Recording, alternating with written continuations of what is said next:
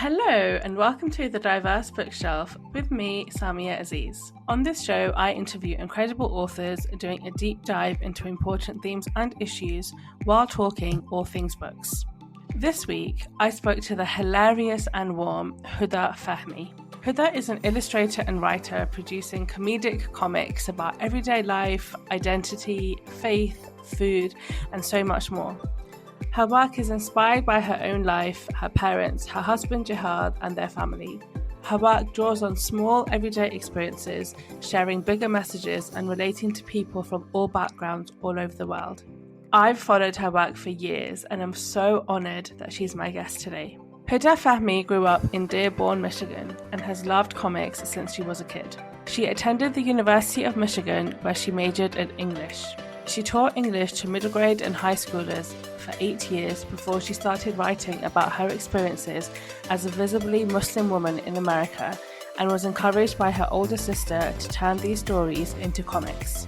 Huda, her husband Gehad, and their son reside in Houston, Texas. The second book in Huda's Huda F series, Huda F Cares, is coming out later this year.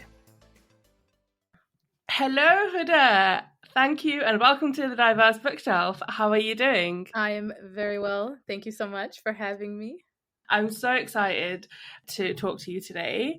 You've been producing these cartoons and illustrations and now books for a number of years, and I don't think I've ever come across anything that you've done and haven't just cackled. Like, I find it absolutely hilarious. So I'd love to actually begin at the very beginning.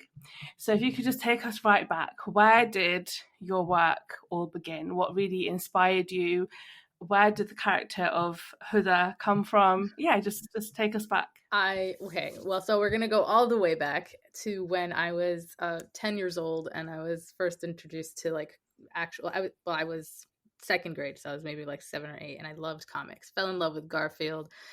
My English was not very good because our parents grew up, even though I was born and raised here in America, parents talked to us only in Arabic, and so my English, I was in school and it was not very good, and so I feel like I learned a lot from reading these comics, which were always so accessible, easy to read, and Garfield was my first love, and I think I got a lot of my humor and sarcasm from reading those comics. And then I started getting into like the Sunday comics I would always read, and then Calvin and Hobbes. And even I majored in English, and even in college, I did papers on comics and Bill Watterson, who was the illustrator of Calvin and Hobbes, and trying to understand his life. And when I first got married in 2011, I had been a teacher for a few years. I taught English, and I moved to Houston. I got married and I actually bought books on cartooning, and it was something that I really wanted to pursue. And it felt like something and that was in 2011, and it felt like something it felt like it was not something that it was out of my reach. It just felt like it was something I couldn't do for some reason. And I went back, I think I just got scared trying something new. My first sketches were of my husband, like as a cartoon character.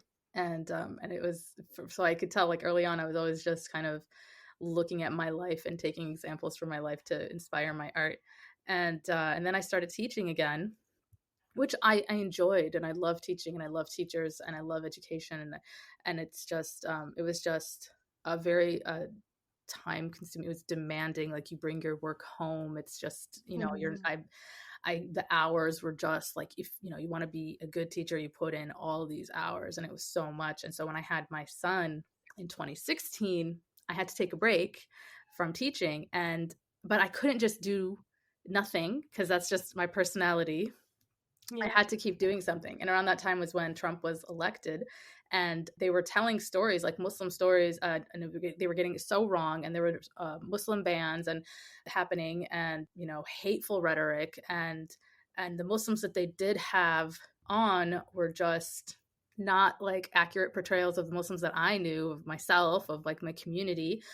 They were always of like either extreme, and there was always through the same lens of like liberate me, or terrorism, or brainwashed, you know what I mean? Or like the abused wife, or the super strict father. And I had been inspired by, I had been getting on Instagram more, and I'd been inspired by these other webcomic artists who were starting to include like Muslim characters just existing, but they were just in the background. They weren't like the main character, and they weren't Muslim. These illustrators were not Muslims, and I thought, like, who better to draw Muslim characters than a Muslim? And so I decided to just go back to that idea of drawing, and I started drawing like comic, like stick figures. I had no idea what I was doing, and I just knew that I had stories to tell, stories from our perspective as hijabis going about our day, and it being hilarious to me, because the one way that we process trauma is through humor and laughter, and so it was just I just started, and they were just like little snippets of life, little snippets of my life that I hoped other people. And I specifically, when I first made this, I had thought only hijabis were going to get it. I had no idea, like, the way that the universality of this. I didn't realize how many people would connect to this, hijabi, not hijabi, Muslim, non-Muslim. Like, so many people connected to their stories not being told the way they wanted to be told.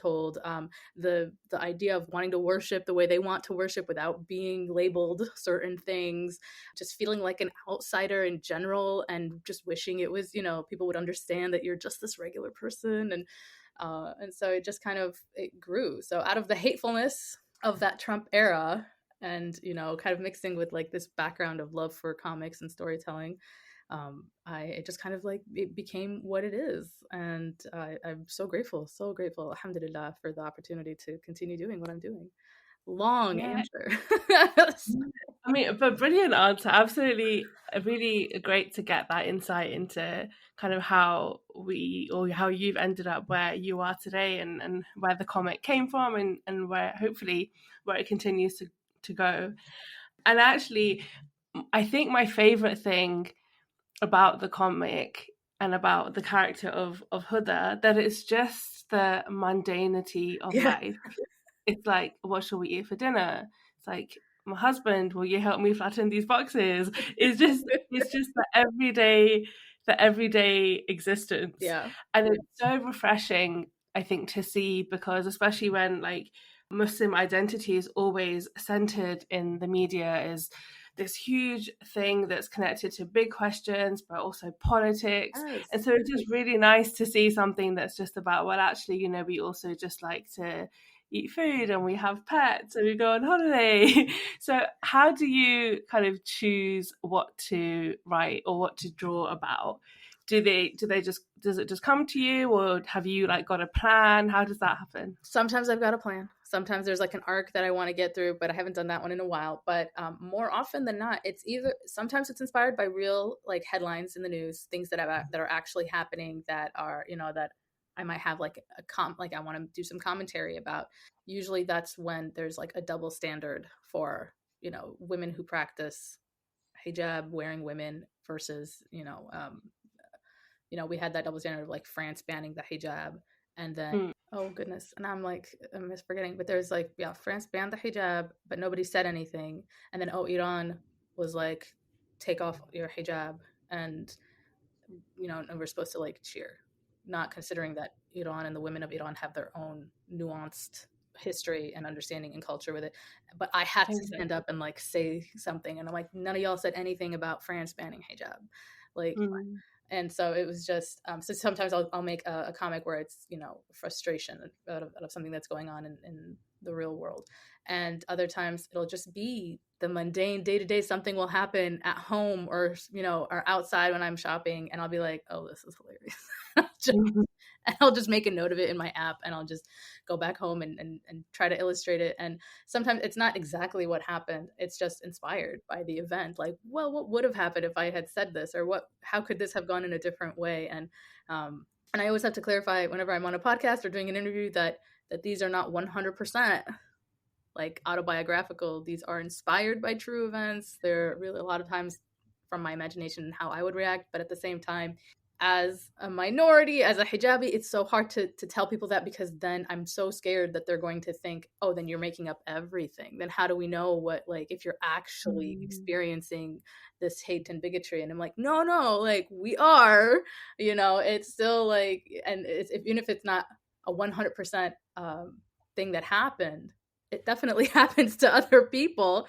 And so it's just, I hate that I have to like say this and justify and be like, listen, yes, I take creative liberties with my storytelling, but that doesn't in any way mean that these things don't actually happen, and that we're not affected in the same way. And so, yeah.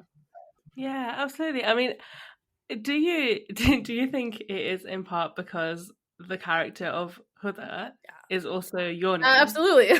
I dug that hole.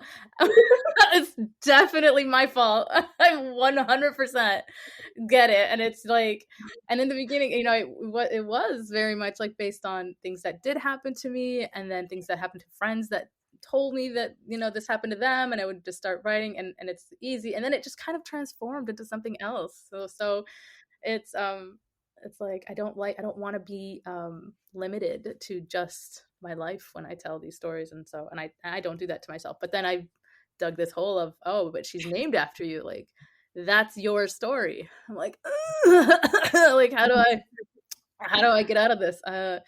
Sort of. Yeah, I mean, I can completely understand. I mean, I feel like it's just a thing that Muslim like writers or anyone in the public space gets held to account for in general. Yeah. That we either have to share our own experiences and trauma, constantly, and then we're held to account for that. And it's almost as if there's not enough space for us to take creative liberty, or also just to focus on the mundane things and the joy.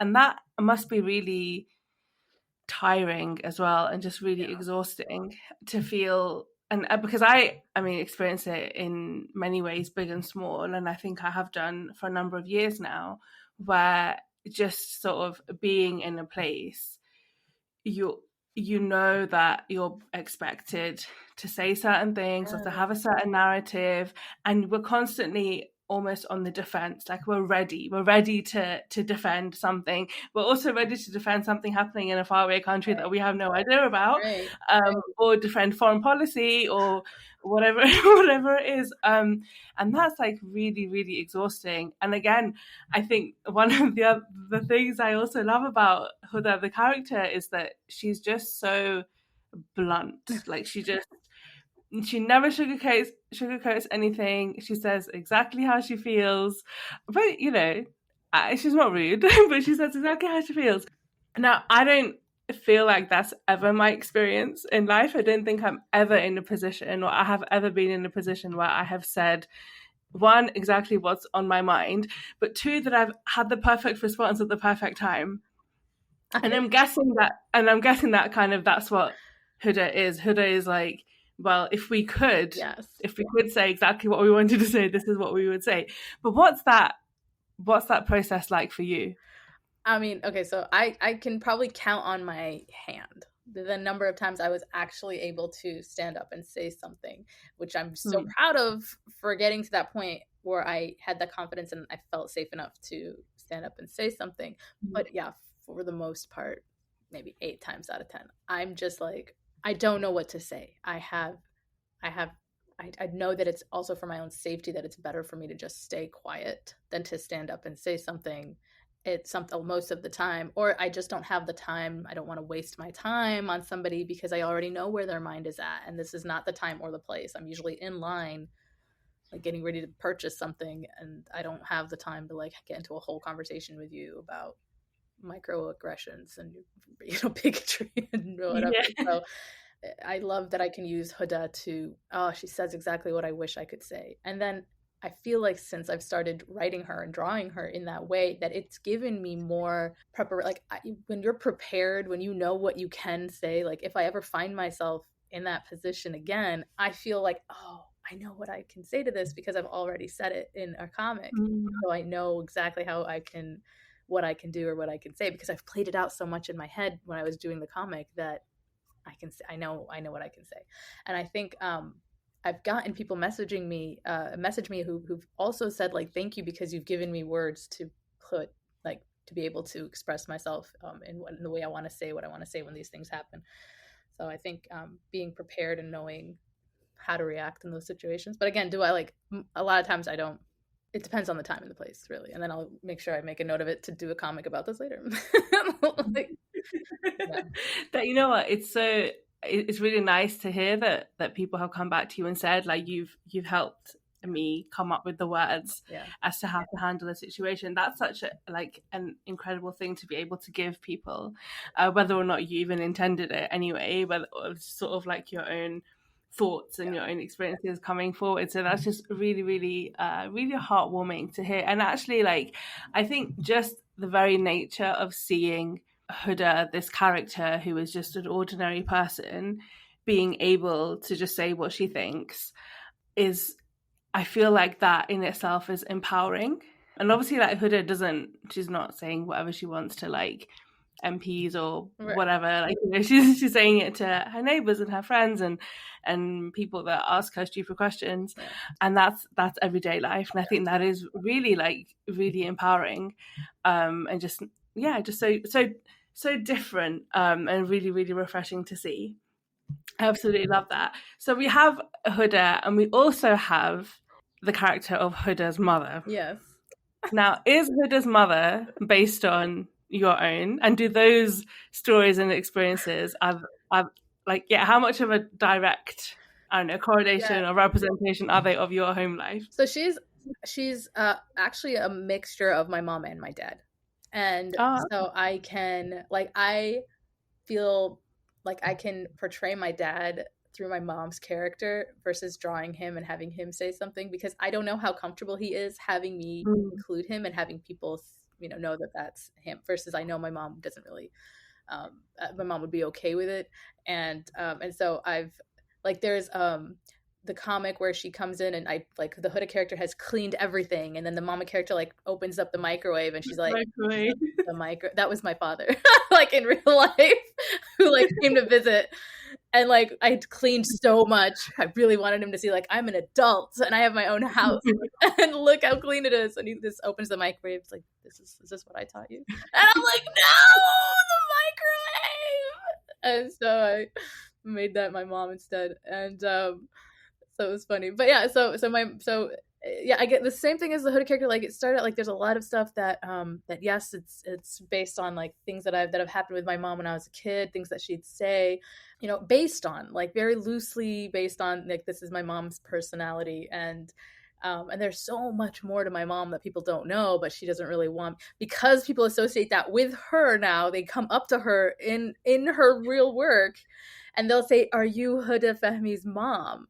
And she loves it. I mean, she feels like a celebrity, but at the same time, that means I cannot do anything to compromise her character, even if it's like a joke or an over exaggeration, because now she's going to say it. She's like, no, you can't. I one comic I had, and it was, and I can't even say it, but it was just a comic.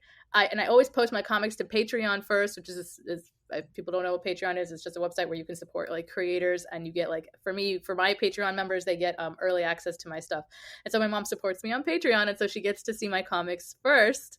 And she saw one of my comics and she immediately texted me. She's like, absolutely not. She's like, you need to change that right now. And I was so scared that she was gonna say I'm never allowed to use that mom comic again. Anyway, so I had to change it. But yeah, so there's like pluses and minuses to having her be that character, but yeah, so loosely based. And I can understand, you know, earlier on you talked about how so many different people from all different backgrounds have related to your comics, and I feel like with Huda's mum, there is some of like what happens as, I mean, very clearly like Arab and very clearly Muslim, but there's so much that's just a mum, right? And that mother-daughter tension and that relationship that comes out is really it's just so nice to see. Do you have like anything in mind when you're thinking about the things that you want to explore with regards to mother-daughter relationships? It's so funny that you asked that, because I always think of like, my mother's taught me so many lessons that are core memories that I remember, specifically the moment that she took as a teaching moment, and then she was able to like, and then this lesson has like stayed with me my whole life. And it's probably something she's never even thought was a moment that she was teaching me something. And one of those things was I'd included in Huda F Did you read it? I don't want to spoil it. It's yeah. there's a moment in the book that is, the book is loosely based on my life. It's not autobiographical. There's a lot of parts in it that happened to me that didn't happen to me, whatever. But there's a moment with Huda's mom near the end that was based on an actual thing that had happened, and it was the moment that had taught me you can't throw people, like, someone's trying to protect you, someone's trying to stand up for you, and you can't, you gotta like appreciate that, and then find out like what if they feel like you're worth protecting, then you know that you're worth protecting too, and the things that are important to you are worth like something. So and I learned that lesson from that moment, and I really tried to kind of embody that going forward, that I'm worth it, my beliefs are worth it, I'm worth standing up for, I'm worth, somebody wants to have my back is worth having. And so I called her to tell her this was such an important moment in my life, and she was like, what are you talking about? And I'm like, what do you mean, what am I talking about? Like, when we were in the office and this and this and this had happened. She's like, what? I'm like, I wanted to apologize for doing the thing that I had thought I'd done to her, and she's like, I have no idea what you're talking about. So I wonder how many other core memories I have that my mother just has no idea that she played such a huge part. So when I draw her and when I write her, a lot of the things that like what I hope to achieve is like, this woman is full of so many amazing lessons, and just learning to love myself came from my mother. And so I just I hope to show that, and just her humor, a lot of my humor came from her, whether she knows it or not. So yeah, there's that. She's so funny. I mean, that is so funny, but also really heartwarming. I mean, I have a really different, not funny, like just example in my own life where something actually like really traumatic happened that took me years and years to understand like what even happened, right? And like where this is all coming from. And then something clicked and I was like, okay, it was this incident that happened and my mother did something. Then asking my mother about it, she was like, I have no idea what you're talking about. But to me, it was huge.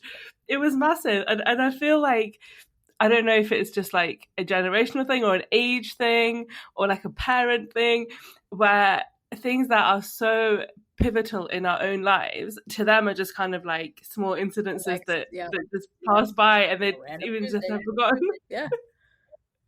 I can understand it now that I'm a mother of two. She's a mother of 5 at the moment. Imagine like, and like 4 of them are in high school at the same time. I cannot imagine what drama she must have been like experiencing with each of us. For me to think she's going to remember this one big pivotal moment in my life. But I feel like you should. Like, that's huge. Come on, I broke your heart. How do you not remember? I didn't? Oh. Okay. Glad I didn't know. Okay.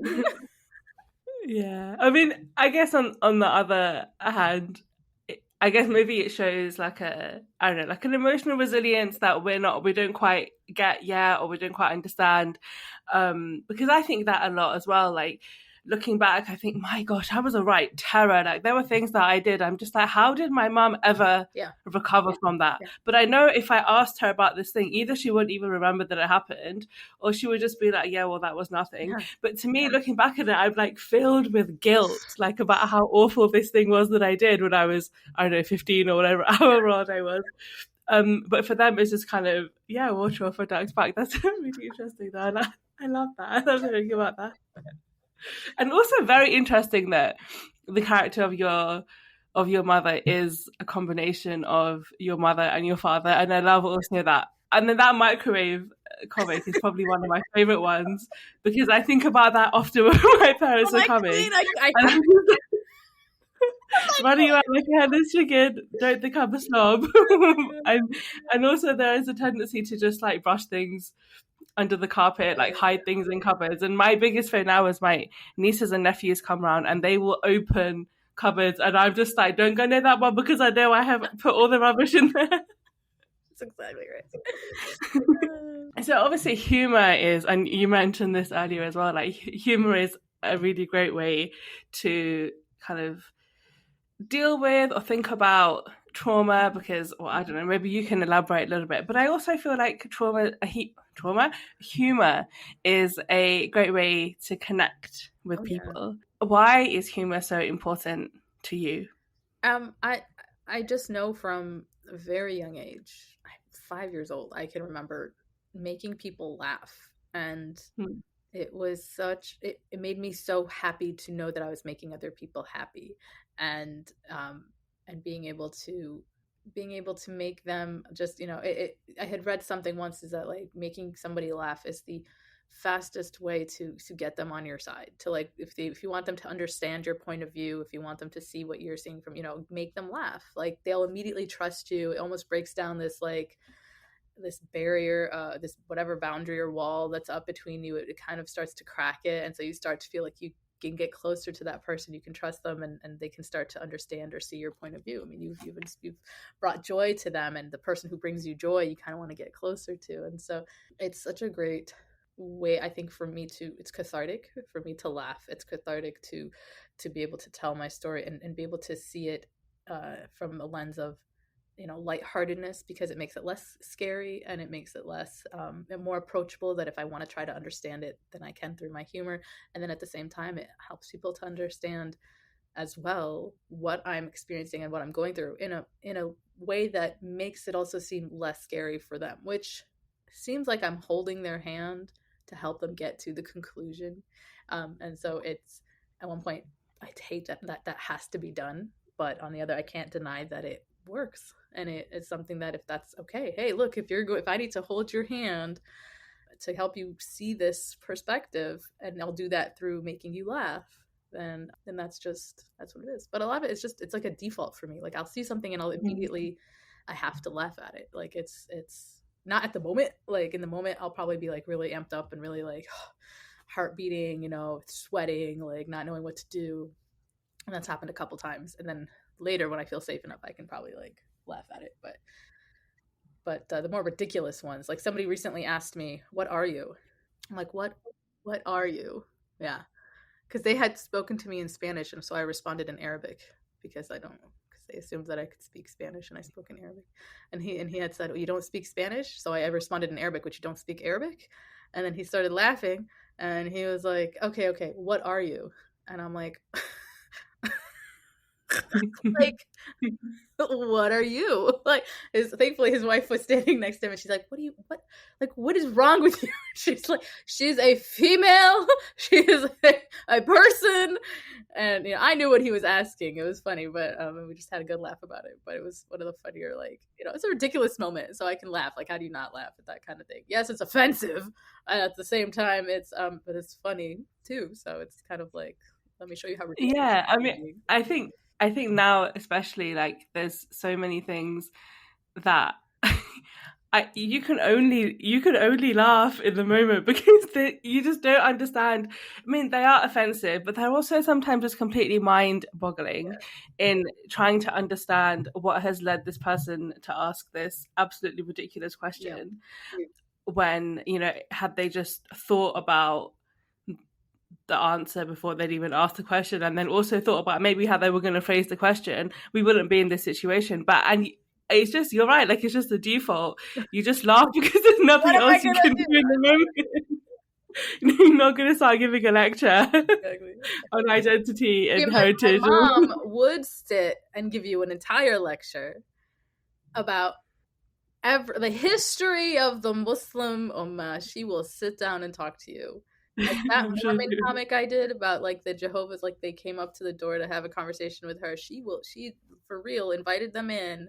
I left the house, came back 2 hours later, and they're still in the house having tea with my mother. She's taken over the whole conversation, and they looked like they just were like, free us. It was so funny. Like, what you get? Came to the right house. You came to the right house. That's so brilliant. Yeah, I mean, I loved also what you said just now about how, in a way, humor can help almost like hold somebody's hand as they work through trauma or understanding things. But I feel like also using humor is a way to, if you hear something funny, you're more likely to remember it. Yeah. You're more likely to think about it again. Whereas if you hear something, I don't know, like something sad or just something factual, you're more likely to either make yourself forget it or just forget it. Like so many times, like I come across like really shocking stats, and I think to myself, there is no way I'm going to forget this number. Like there's absolutely no way I'm going to forget this horrible statistic. But because I don't have anything that like makes me, I don't know, like happy or laugh when I'm thinking about it, slowly, or actually very quickly, I will forget that statistic, and I end up saying, "Oh, I read that there's this really shocking number," and I just won't remember it. Like it, and the impact almost is lost. But if something has made me laugh, I'm way more likely to remember it. And I think that can preservation thing too, mentally. You know, these statistics, the horrible things that are happening. It takes a toll mentally, and so it's natural that you're not going to, or that your mind automatically will start working to forget, so that you can continue living, so that you can continue on with your day, because otherwise you would probably feel debilitated. Like you would probably feel like the weight of these problems are on your shoulder. So yeah, I think coupled with like these serious issues, coupled with humor, it's much easier. It's more palatable. It's more, it's easier to remember. It's easier to be able to now you can think about it and do something. Absolutely. So as the creator of these comics, do you ever worry that people won't find them funny? All the time. I'm convinced you're all lying to me, and I'm the only one who thinks these are funny. And I don't know. I don't know how anyone finds any of my stuff funny.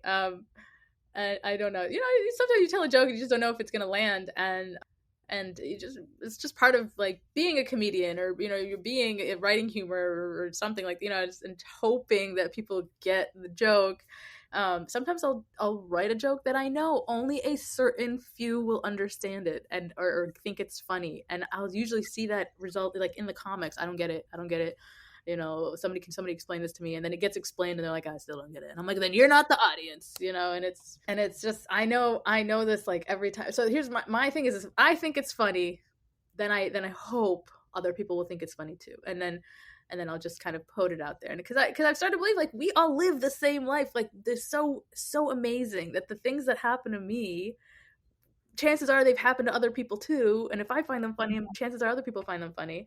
Now execution of the joke may not always be 10 out of 10, but yeah, so I mean it's a hit or miss sometimes. Just and I think as well, like I don't think every joke that any comedian tells is going to be found funny by everyone. And you probably also have people that play that, I'm so offended by this joke, which is just another kettle of fish. We're not going to get into that. Like we don't need to talk about it so seriously. Like I'm giving a fatwa on something. It's like Muslims in the comments who feel the need, like they need to defend Islam, and I'm like, it's not that serious. It's not that deep. Like, please, just laugh and keep walking. Like,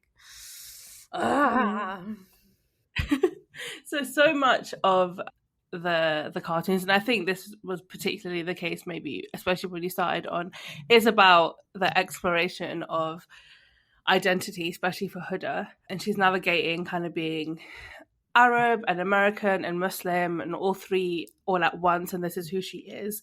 And it's a really interesting exploration of that. And I think one of the comics I love is when is her name Susan? She comes up with spiced pumpkin hummus. And Huda's like, oh yes, just give it to me. And she chucks it out of the window. I'm surprised she didn't just like burn it, because it's an abomination. She broke her own window to get it out of her house as quickly as possible. And I love that. And it's something, again, like so mundane, so simple, but it speaks volumes. It's like, why do you need to try and why would you even, why do you think that's even okay? But yeah, so I just wanted to ask you to talk a little bit about that exploration of identity, where that comes from, especially for you, and what you hope to say really through your work. I grew up just trying to live with all three of these identities because they were constantly challenged in high school. And it's a little bit touched on in Huda F for you, where you feel like you have to pick one. Like, are you Muslim or are you American? And are you Arab or are you American? Like, if you could save a Muslim or an American, who would you save in battle? You know, these are questions I was asked. And it was just like, why are those two things different to you? Like, why can I not be Muslim and American? Like, your understanding of what an American is and my definition of what an American is are not the same. And it was just this, you know, it's been a lifelong journey of living my life as Arab, Muslim, American, and at the same time explaining and teaching and telling people that, you know, they're not like you know, that you don't, just because you're Muslim doesn't mean you're Arab. Just because you're Arab doesn't mean you're Muslim. The two different things completely. Arab culture, there's a lot of stuff in Arab culture that is not okay in Muslim culture, and something that is done in Muslim culture or in Arab culture, people conflate it with Muslim culture, and it's, you know, that's not true, and it doesn't happen. In fact, Islam actually says you can't do this, and so having people understand that that they're not the same, and living and trying. So that's like myself also, like understanding and separating what is this thing that I grew up with, and how do I separate that from Islam? Like, I grew up with these. I don't know how to say it because I don't want to generalize, and I don't want to give snippets of things that are nuanced that people might not understand. So I feel like hesitant to even mention the things that I grew up with that turned out to be 100% Arab, like a very Arab understanding of life, and has nothing to do with Islam.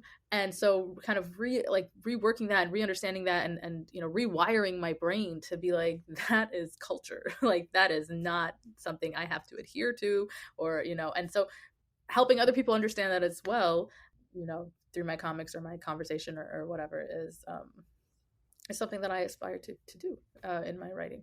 Yeah. And so, like, you know, my love of hummus is very much a Arab thing.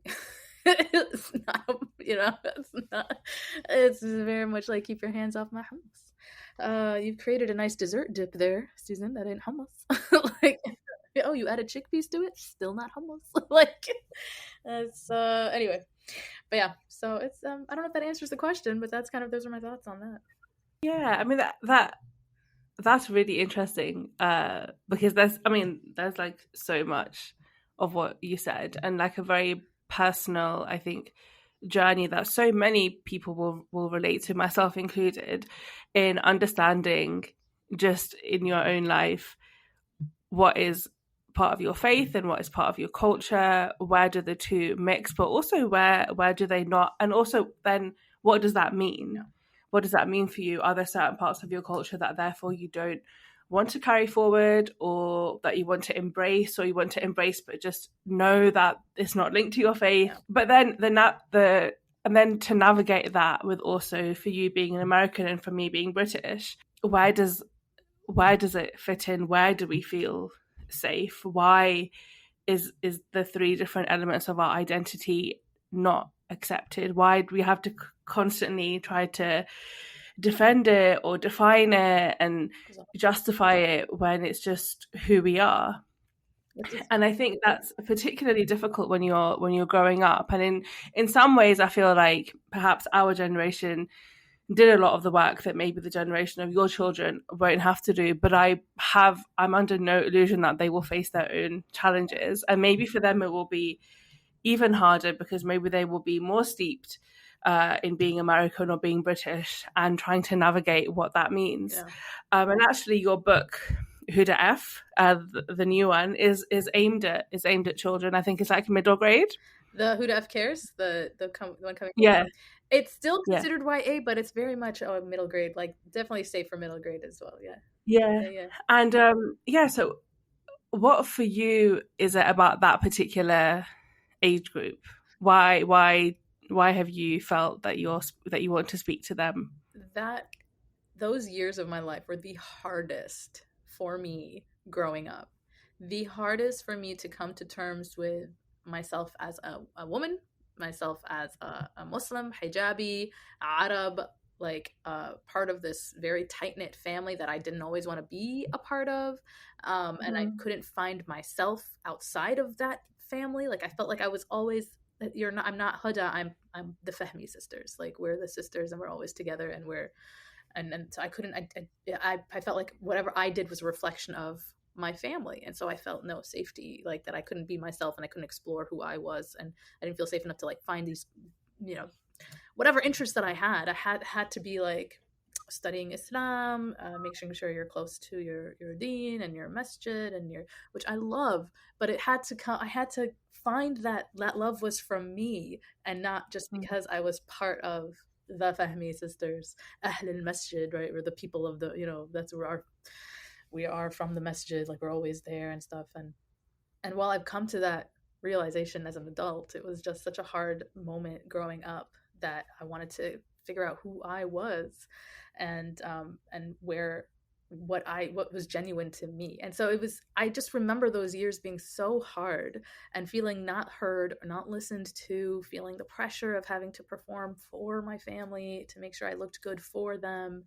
And it was tough. So I write that age group. I write for young Huda, and again, hoping that this resonates with other kids and who come from similar backgrounds, who come from large families, who feel the need to stand out. At the same time, they do know that they love parts of their culture, but they don't know if that's real. You know what I mean? Like so it was such a tough time for me growing up, for mentally and emotionally, and so I write for her. It's very it's therapeutic. It's just a very release. It's a release. Yeah. Oh, that's so lovely. Thank you so much for sharing that, because just hearing you speak about it does sound really healing and very therapeutic.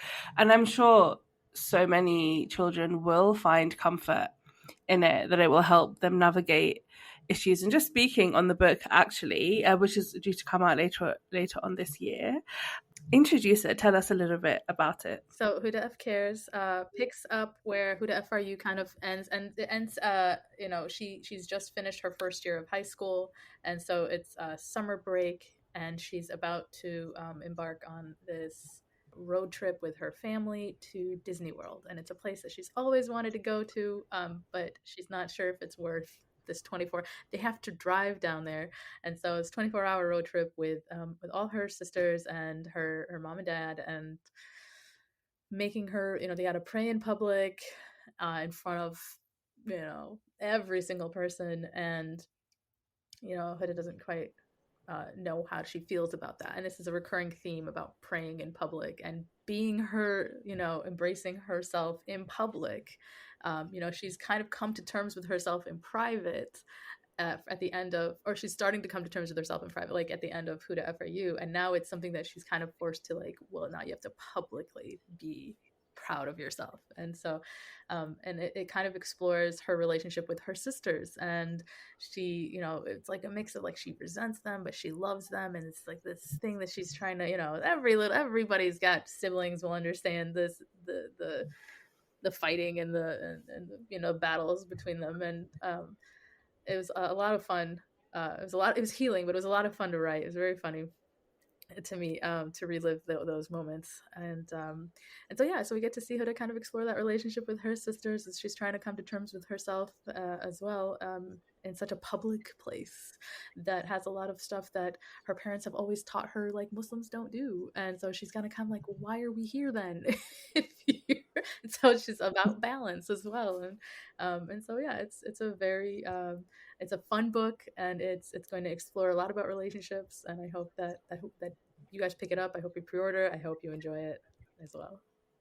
Yeah, I have been able to have a sneak peek, and it is really fun. It's really great, and I love just the exploration, especially of sisters.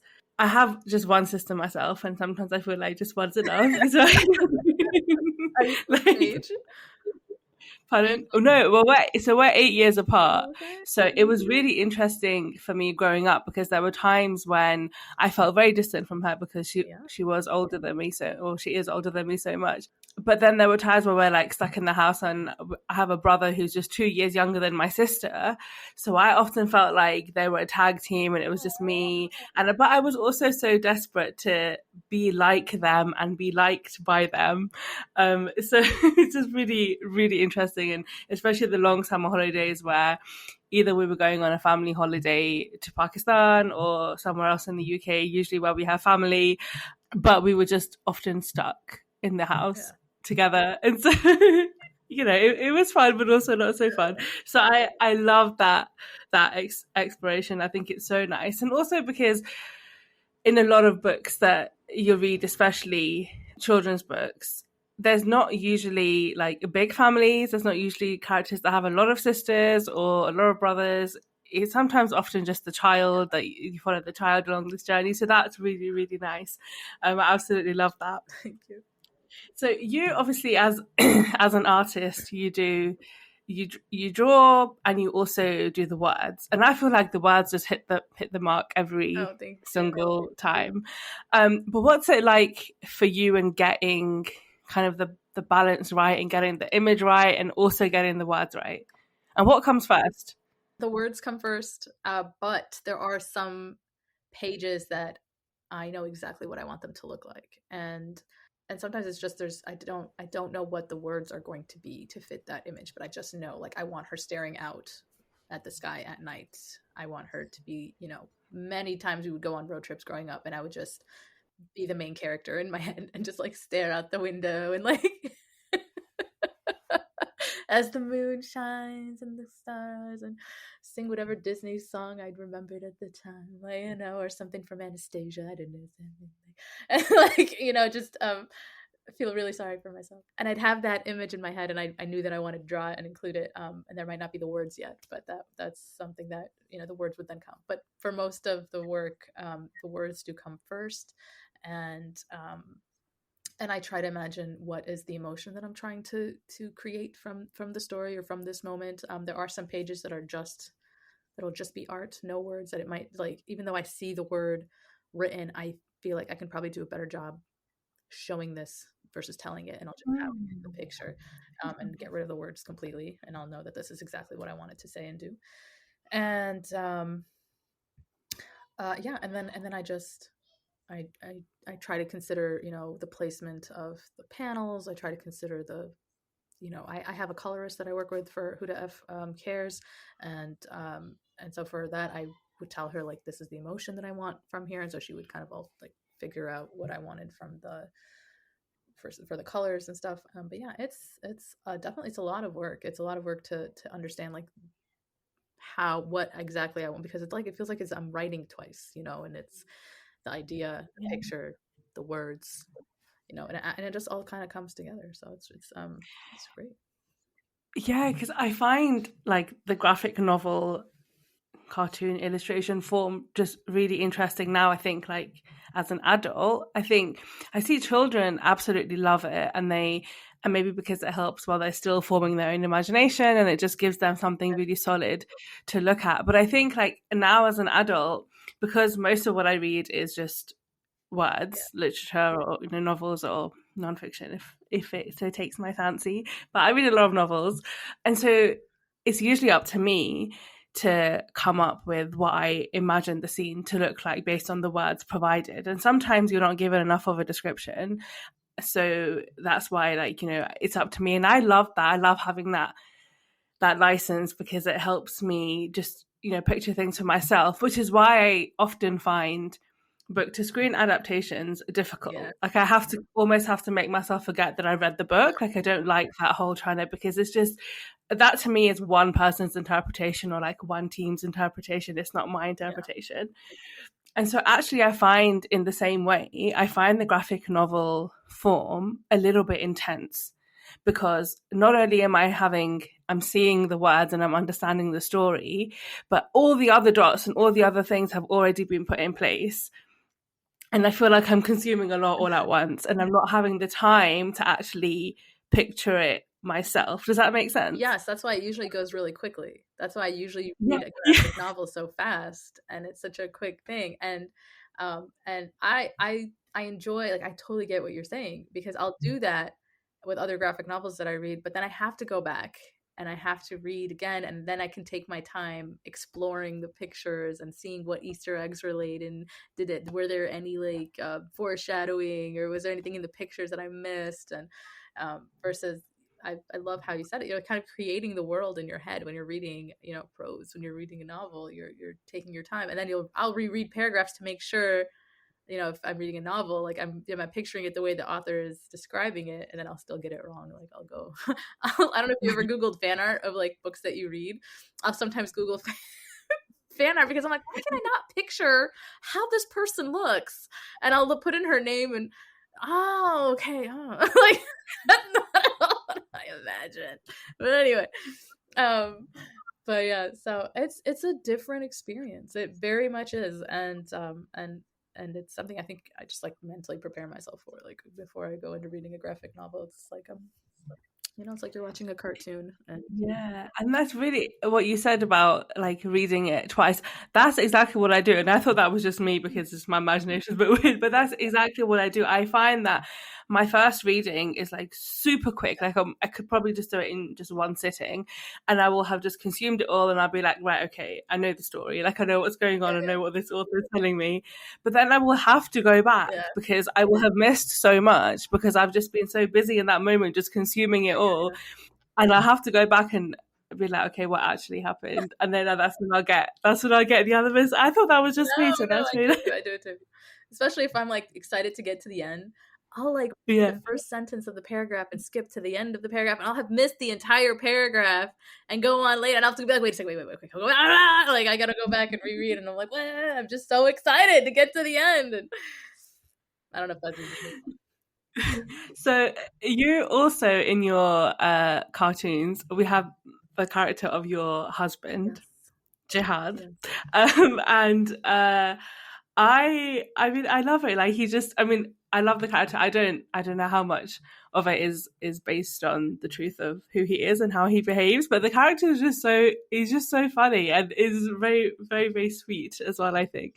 But how has he reacted to being a star in your show? I of course asked his permission. Could I depict you, whatever. And in the beginning he would I would show him like, is this okay? Can I do this? Because he would tell me that a lot of his friends would follow me.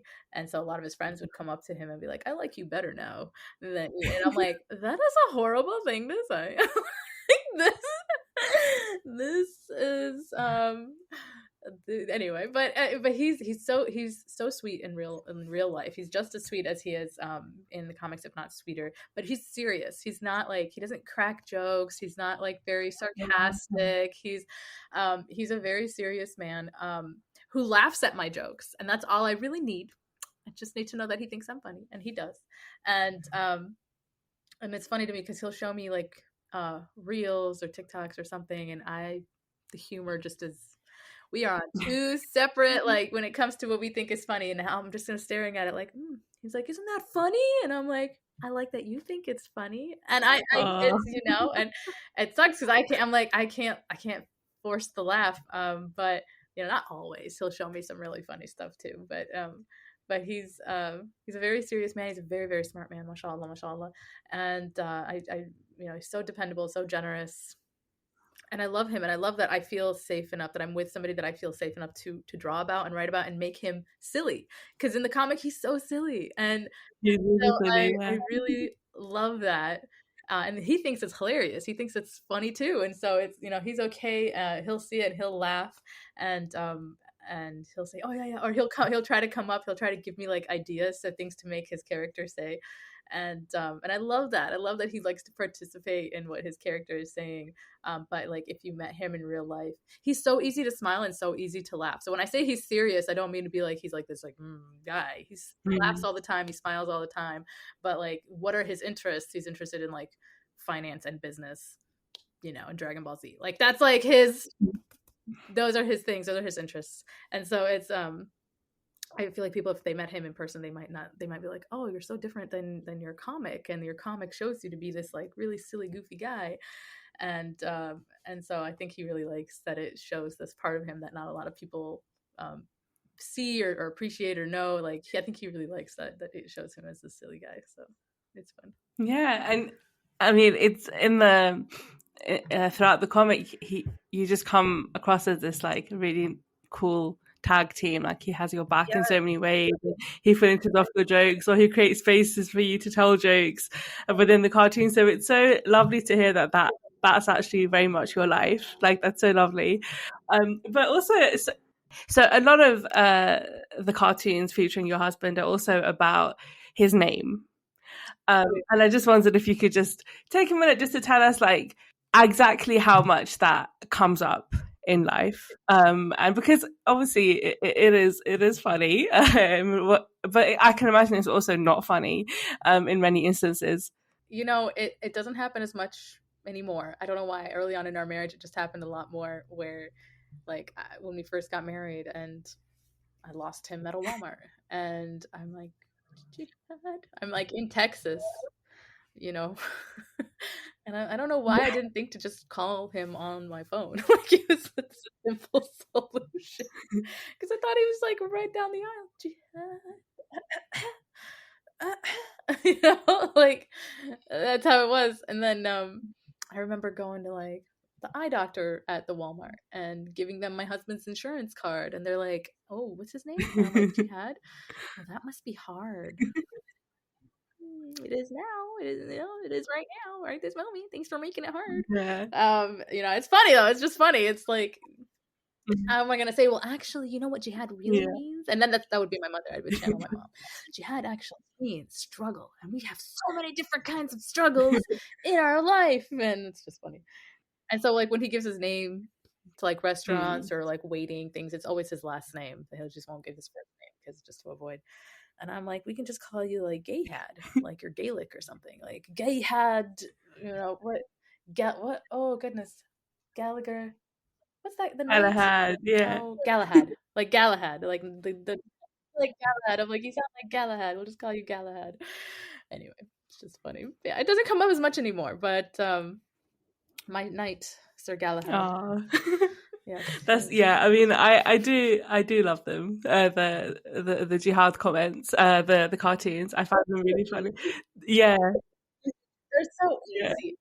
It's such an easy joke to make. You know, people are sick of them, but it's such an easy, fun joke. Like, oh, we get it. Like, no, you. But actually, there's one more. So what are your favorite type of cartoons to write about? Like, do you or draw? Is it the ones with your mom, or is it which ones? Which ones are the best ones? Recently, I've loved drawing with the sister character Noor, who is she is also a combination of a few my sisters, and I have 5 sisters and 3 brothers, and so she's a combination of my sisters, and I love drawing her because she's this, to me, she's this idea of this, like, she's a single Muslim woman in her 30s who is not really like, she's open to getting married, but she's not like actively looking to get married, and that's okay, and she's just living her life. And to me, that's something that I'd always wished I had, that strength. Like, ever since I was young, it was like wedding, getting married, it was like shoved down my throat, like, when are you gonna get married, and here's your wedding, let's start looking at wedding dresses. And I never thought I could be anything until I got married. And I know that sounds so silly, and to me it sounds so silly now, but growing up, like, that was the culture. That was like, you're going to get married, and like, don't do anything that might, like, oh, I wanted to maybe get a master's degree, but maybe I wanted to study out of state, but don't do anything that might disrupt, like, or intimidate a guy, or just ruin your chances of possibly getting married. So I felt like I was not doing a lot of things that I'd wanted to do because I was afraid it wasn't going to get me married, which is so ridiculous. Like, thinking about it, saying it out loud now. And so Noor lives her life, does so many cool things. She's like part of a kickball league. She's part of a golfing league. She knits. She has like a knitting club at the local cafe that she goes to on the weekends. I mean, these are like little things that, I don't just, their interest. She tries out so many different hobbies. She's like teaching herself to speak Spanish now, and I think she taught herself to speak like Mandarin. Like, she just takes on all these like different interests and hobbies and things that she's trying to better herself and improve herself. And And I love that. And so to me, I'm like, this girl like needs to have her own spotlight. This character needs to be like, you know, just shown, and that she's confident in who she is, and she's not gonna just change that for, you know, the possibility of maybe getting married to someone who might not like that she has interests. I don't know. So it's just so I love drawing her now, and I feel like she lives. I feel like I'm living, like my younger self is living through her right now, and it's just wonderful. She's just wonderful. Yeah, like her own show, like her own moment, her own strip. I don't know. Like she is I feel like I'm living through her. That younger me is getting to like experience what a strong Muslim woman, you know, looks like, who is like, she adheres to her religion, and she is a proud Muslim woman, and she still like doesn't have to adhere to the cultural aspect of like, I have to get married. I have to live my life to make it easy to get married, you know. And unfortunately that's how I grew up, and I hated that. I feel like I stopped myself from pursuing a lot of interests or a lot of hobbies out of fear that it might make it harder to get married. It's so sad. I know it's horrible, but I'm grateful that I'm my husband is you know, I'm married now, and I'm like, okay, great, so I can now do and pursue interests that I Yeah, and I think that, like, I mean, that's a really honest and very raw account from you. Some really deep feelings and thoughts, I think, now. But also, again, I just feel like so many people, and I don't think this is just limited to like people of color or Muslims. I feel like this is an experience that so many women across the world will relate to. Just this sense that until you get married, kind of nothing is, you know, nothing is worth it, and you have to get married, and you don't want to do anything that could jeopardize that. And then there's also this kind of thing, well, you kind of get married and that's when your real life begins. But that's not the reality. And I think, you know, women have so much potential and capacity and just so many opportunities open to them, especially now. And I love that about the character that you're exploring, Noor. You're giving her the stage a little bit, that I hope will help women see that getting married is not the be all and end all, and you can live a happy and fulfilled life if it doesn't happen for you at all, or if it happens for you later. And also because I think so many of us and so many women, the pressure is really difficult. Like, it's something very heavy to carry, and that impacts your well-being and your mental health as well. So yeah, I love that we have this other character that's just living her life, and she's so fun. And actually that there's a cartoon that's fairly new that shows when you joined a new school, and Huda was like, oh, her people didn't like her, and they were like, oh, you smell, and this and that. And then she went in and checked on Noor, and Noor was like queen of the playground. And I absolutely loved it. She just made friends. And that was how it was. It was so funny. Like growing up, I felt like I was struggling so much in elementary school, and I gotta make sure my little sisters are doing okay. And like my younger sister was the most popular girl in her school, and I'm like, in her class, I'm like, how? Like, what is it? It's just me. It's just she ran with it. She just became like, she is such a likable person, and people love talking. And I must have like this RBF, like this, you know, just this like this unapproachable nature, or maybe I was just too shy, or I don't know what it was, but it was so hard. That was so hard growing up. Just thinking it was like, it was targeted, and it was like, oh no, that's like me. It's just me. Well, Huda, I want to know what's coming for you next. Do you have anything else in the pipeline? What can we expect from you going forward? Yeah, I have. Hopefully, I'm working on a couple more stories. I'm trying out a bunch of different things. I'm hoping that they'll get picked up, and one of them is a middle grade story that I'm working on right now.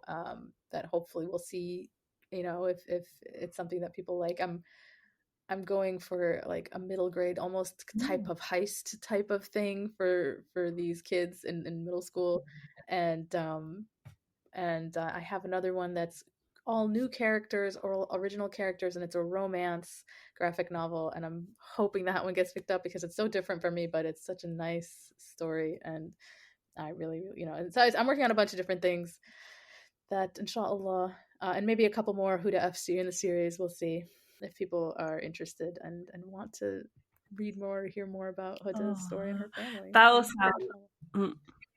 But for now, please do. Absolutely. Huda F Cares, which will be out later on in this year. But Huda, thank you so much for your time today. It has been so fun speaking with you, and really insightful as well. Thank you so much for sharing everything that you have shared, and best of luck with the book coming out this year. Oh, thank you so much for having me. I loved talking to you. It was such a joy. It was so wonderful talking to you, and I hope we get to do this again, inshallah. Thank you so much to Huda for such a fun, hilarious, and really warm and insightful conversation. I loved every second of it, and I hope that you who are listening did too. If you enjoyed the podcast, please follow The Diverse Bookshelf on your podcast platform of choice and connect with me on social media. I would really appreciate it if you could rate and leave a review, as it helps more people find the podcast.